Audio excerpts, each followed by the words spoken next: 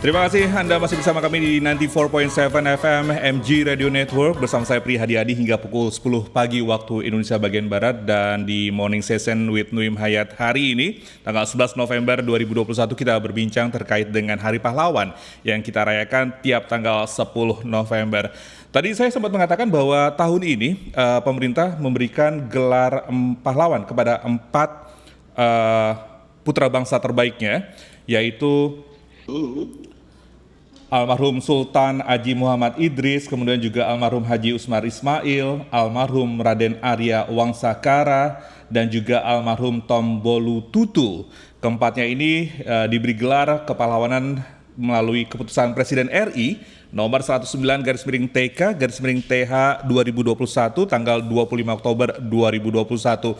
Dan dari Melbourne tentunya kita akan berbincang mengenai hari-hari pahlawan kita dari tahun ke tahun. Apa sih sebenarnya yang kita bisa maknai dari perjuangan para pahlawan yang telah dengan heroiknya mempertahankan Republik Indonesia dan juga merebut kemerdekaan Republik Indonesia.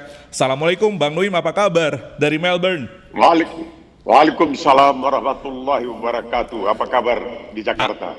Alhamdulillah kami baik-baik saja. Cuaca juga alhamdulillah hari ini cukup teduh, dan tentunya kita tetap harus bersemangat mengingat 76 tahun perjuangan para pahlawan ini harus tetap ada di dada kita. Betul Kak? Bang Nuim? Betul. Iya, kalau saya melihat bahwa proklamasi 17 Agustus 1945 atas nama bangsa Indonesia Soekarno-Hatta itu merupakan langkah pertama, tapi langkah hakiki bahwa perjuangan kita sudah memasuki tahapan betul-betul merupakan perjuangan sebenarnya 10 November ketika itu ya kita harus mengakui bahwa Bung Tomo di sini memainkan peranan yang sangat luar biasa, ya juga karena dia mendapatkan restu dari para kiai, para alim ulama yang kemudian mengatakan bahwa perjuangan bersenjata untuk melawan penjajahan Belanda sudah merupakan semacam sabilillah, ya, perjuangan fisabilillah. Jadi merupakan perjuangan yang merupakan tuntutan, paling tidak bagi umat Islam merupakan tuntutan untuk melakukan perlawanan. Di situ juga hebatnya yang dilawan bukan Belanda malahan, tapi Inggris kan. Di Surabaya pada waktu itu Inggris. Yang sampai-sampai jenderalnya pun tewas di situ. Jenderal Inggris itu tewas dalam perlawanan itu. Luar biasa betul. Itu tuh luar biasa. Kalau kita mengikuti pidato dari Bung Tomo itu sangat luar biasa, karena waktu di sini Bung Tomo ke sini saya bicara panjang lebar dengan almarhum mengenai persoalan perjuangan itu. Ya, dia tidak terlalu membesar-besarkan dirinya. Dia malahan mengatakan bahwa kita sebenarnya berutang budi kepada Australia. Kenapa Australia itu banyak memberikan sebenarnya masukan kepada kita untuk mengetahui kapal-kapal Belanda yang bawa senjata yang akan pergi ke Indonesia. Itu semua kita ketahui melalui siaran radio Australia pada waktu itu, kata Bung Tomo. Dan beliau menganggap bahwa Australia cukup berjasa dalam perjuangan Indonesia untuk melawan penjajahan di Indonesia pada waktu itu. Oke, Bang Nuim, bukan mungkin lagi, tapi jarang sekali mungkin ada sosok yang bisa langsung bertemu dengan sosok pahlawan seperti Bung Tomo. Kala itu ketika Bang Nuim berdialog dengan Bung Tomo, personality dari Bung Tomo itu seperti apa? Orangnya sederhana sekali. Seorang pahlawan tapi tampilan sederhana, Bang Nuim. Itu amat sulit dipercaya. Sederhana, dan dia itu tidak menganggap bahwa itu perbuatan kepahlawanan. Itu merupakan tuntutan kewajiban. Bagi dia itu suatu kewajiban. Itu bukan itu kewajiban. Jadi seakan-akan itu beban, itu kewajiban, itu tugas untuk dirinya. Itu luar biasa beliau. Itu seorang seperti Bung Tomo ini luar biasa. Bahkan maaf ya, ini kalau saya agak ria sedikit begini. Kemudian ketika beliau wafat dan sebagainya, tiba-tiba saya mendapatkan telepon pada suatu kali. Saya ingat itu hari Jumat. Telepon itu adalah dari janda beliau. Jadi istri beliau mengatakan, Pak Nuim, saya ini istrinya Pak Sutomo, Bung Tomo begini, dia pernah berpesan kalau ke Australia jangan lupa hubungin Pak Nuim, ngobrol sama dia. Jadi ya kita ngobrol panjang lebar. Jadi beliau itu sangat sederhana, dan bukan menganggap itu sebagai sesuatu yang luar biasa, tetapi menganggap itu sebagai pelaksanaan tugas seorang manusia begitu saja. Itu hebatnya Bung Tomo. Padahal dia itu diakui jasanya dalam memberikan semangat kepada para, ya waktu itu disebutkan arek-arek Surabaya untuk melakukan perlawanan. Bayangkan dengan segala persenjataan yang terbatas bisa menewaskan seorang jenderal Inggris. Jarang-jarang kalau kita pikir dalam perjuangan kemerdekaan, jenderal Inggris itu, Inggris kehilangan jenderal di Surabaya, kemudian tentunya di Sudan, ya ketika Jenderal Gordon itu tewas dalam pemberontakan waktu itu, ya perjuangan kaum gerilya, kaum laskar rakyat Sudan melawan penjajahan Inggris. Jadi tidak banyak Inggris itu kehilangan jenderalnya. Nah, tapi di Surabaya mereka kehilangan seorang jenderal, sebagaimana mereka juga kehilangan seorang jenderal di Sudan. Jadi itu sesuatu yang sangat luar biasa. Makanya saya menganggap bahwa betul-betul perjuangan hakiki dari kemerdekaan kita itu terjadi pada tanggal 10 November. 10 November. Memang 17 Agustus formalitas kita memproklamirkan kemerdekaan, tapi mengisi proklamasi kemerdekaan itu adalah pada tanggal 10 November. Oke, Bang Noim, saya menanyakan sebenarnya personality dari Bung Tomo selain dari kesederhanaan, apa sih yang bisa kita contoh, teladani dari sosok Bung Tomo yang bisa kita lakukan saat ini, Bang Noim? Bahwa dari waktu ke waktu, nusa dan bangsa itu tetap membutuhkan pengorbanan dari setiap warga negaranya. Jadi seakan-akan, seperti saya katakan, itu tugas, itu tidak berlebihan. Dia pernah ditahan di zaman Orde Baru, dia ditahan, tapi dia tidak menganggap bahwa itu terlalu luar biasa. Ya, itu merupakan bagian dari kehidupan, perjalanan hidup itu seperti itu. Jadi kalau saya lihat Bung Tomo ini, almarhum, saya teringat ada seorang pahlawan ketika Amerika berjuang melawan Inggris ya untuk merdeka di abad ke-18. Jadi salah seorang di antara pahlawan Amerika itu bernama Nathan Hale, H-A-L-E. Ketika dia kemudian tertangkap oleh pasukan Inggris yang waktu itu menjajah Amerika dan dia dijatuhi hukuman gantung, sebelum hukuman gantung itu dilaksanakan, dia membuat suatu ucapan yang sangat luar biasa. Ketika dia mengatakan, penyesalan saya hanya satu, bahwa saya hanya punya satu nyawa untuk disumbangkan kepada nusa dan bangsa Amerika. Itulah kira-kira begitu. Aduh, kenapa cuma satu nyawa? Kalau saya punya lebih banyak nyawa kan saya bisa terus-terusan berjuang. Kira-kira begitu yang diberikan kesan. Jadi kalau orang Jawa menyebutnya barangkali tanpa pamrih itu, bahwa ini tugas, udah ini mesti dilaksanakan, tidak ada pilihan lain, ini mesti dilaksanakan. Jadi itulah hal-hal yang membuat kita begitu terharu kepada orang-orang yang betul-betul pahlawan, yang berjuang tanpa memikirkan apakah nanti ada balasan yang diberikan kepadanya, apakah hadiahnya, jasanya, akan budinya. Tidak, ini merupakan tugas dari seseorang, maka ini harus dilaksanakan. Dan seperti dikatakan oleh Nathan Hale dari Amerika, penyesalan saya hanya satu, karena saya hanya punya satu nyawa untuk disumbangkan kepada nusa dan bangsa. Itulah dia, Bung Tomo itu. Jadi orangnya memang luar biasa. Jadi itu betul-betul pahlawan sejati yang berjuang bukan karena nanti mengharapkan supaya dapat pujian, mungkin dapatkan imbalan, tidak balas jasa, tidak ada. Itu murni adalah tuntutan perjuangan yang harus dilaksanakan oleh setiap orang yang berada pada posisi dan mampu untuk melakukan perjuangan itu. Itulah dia Bung Tomo itu.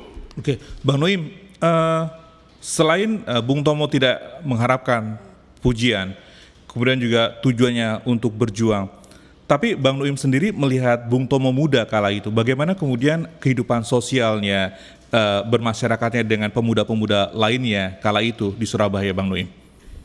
Ya, dia kan tidak menuntut apa-apa.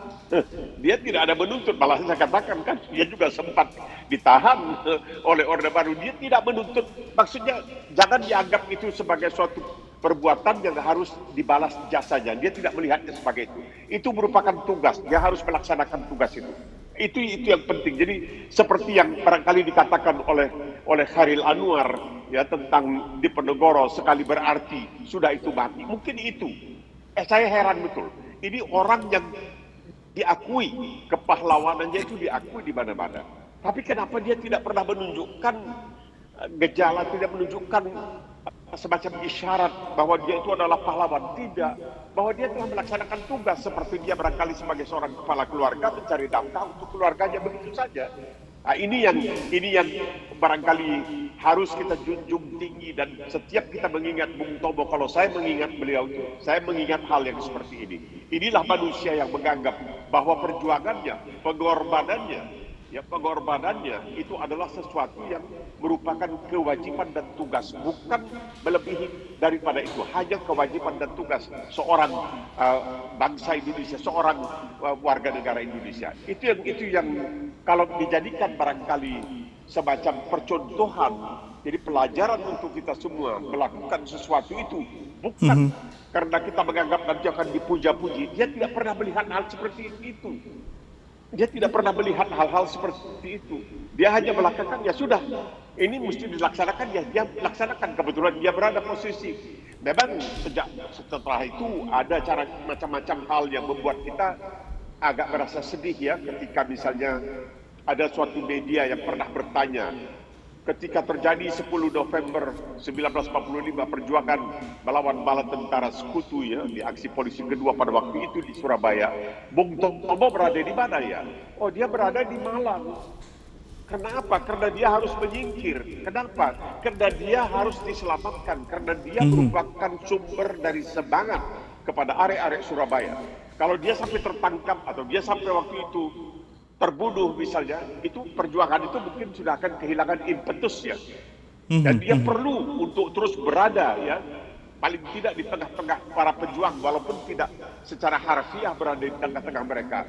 Dia langsung selalu memberikan semangat, pidato-pidatonya yang menggelorakan semangat. Kita tidak bisa menganggap enteng hal-hal seperti itu.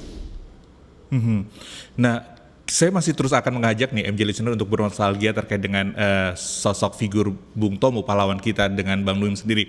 Nah, Bang Nuim sendiri hingga saat ini ada nggak sih kalimat-kalimat yang masih terngiang, masih bisa diresapi oleh Bang Nuim hingga saat ini Bang Nuim ingat?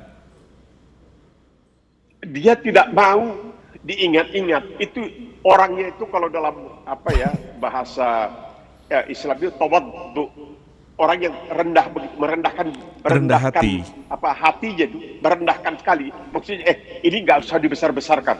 Okay. Itulah saya. Malahan dia bilang, oh kita terima kasih kepada Australia. Ya, kenapa? Wah, itu katanya serikat buruh pelabuhan Australia itu memboikot kapal-kapal Belanda, sehingga kapal-kapal Belanda itu terhalang untuk mengantarkan senjata ke Indonesia. Dan karena juga pemboikotan itu, kita kemudian tahu di mana kapal-kapal Belanda yang sudah membawa persenjataan ke Indonesia itu sedang berada, sehingga kita bisa buat persiapan. Jadi dia bukan melihat dirinya yang berjasa, tapi dia melihat orang lain yang berjasa. Padahal jasa dia itu tidak bisa disepelekan begitu saja. Karena kita hanya barangkali melihat ya Soekarno-Hatta sebagai orang yang telah memproklamirkan.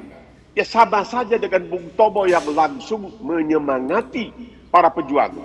Jadi kadang-kadang kekeliruan kita melihat, oh kalau dia tidak turun ke lapangan memanggul senjata, maka dia tidak begitu berjasa. Itu salah.